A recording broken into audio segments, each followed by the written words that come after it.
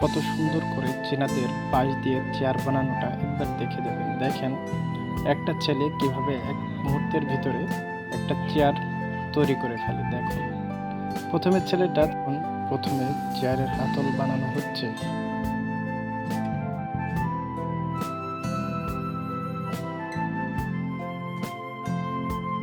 দেখুন অল্প কিছু সময়ের মধ্যে প্রায় একটা হাতল বানানো কম।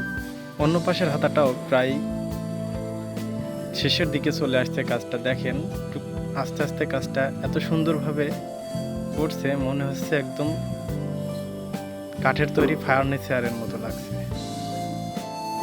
এবার আরেকটা কাজ করবে, এই জন্য বাঁশ ফাড়তে আসছে এবং ফাড়া শেষ হলে এটা দিয়ে পিছনকর ঝরাট বানানোর কাজে ব্যবহার করবে। দেখেন সব রকম জিনিসপাতি দিয়ে এরা কাজ করছে, কেননা চেয়ারটার গেটআপ আনতে হবে অন্যরকম। দেখেন এবার একটা পিছনের গেটআপ শোয়ের জন্য একটা যেটা খাড়া থাকে সেটা বানানো হবে। ইতিমধ্যেই কাজ কিন্তু প্রায় শেষের দিকে। দেখুন আস্তে আস্তে চেয়ারের লুকটা চলে আসছে।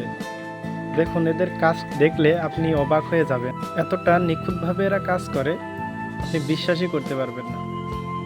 একদম এদের হাতের কারুকার্যগুলো এতটাই ভালো লাগে যা দেখলে চোখ জুড়িয়ে যায়। দেখেন একদম চেয়ারটা প্রায় শেষের দিকে বানানো কমপ্লিট। এবার সবগুলোকে জয়েন্ট দেওয়া হবে, তারপরে এই চেয়ারটা ব্যবহারের উপযুক্ত।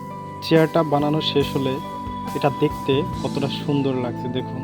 মনে হচ্ছে একদম বাস্তব ভিত্তিক চেয়ার, মনেই হচ্ছে না এটা বাঁশের তৈরি, মনে হচ্ছে একদম অন্য কিছু দিয়ে তৈরি করা। আসলে এটাই চীনাদের কারুকার্য।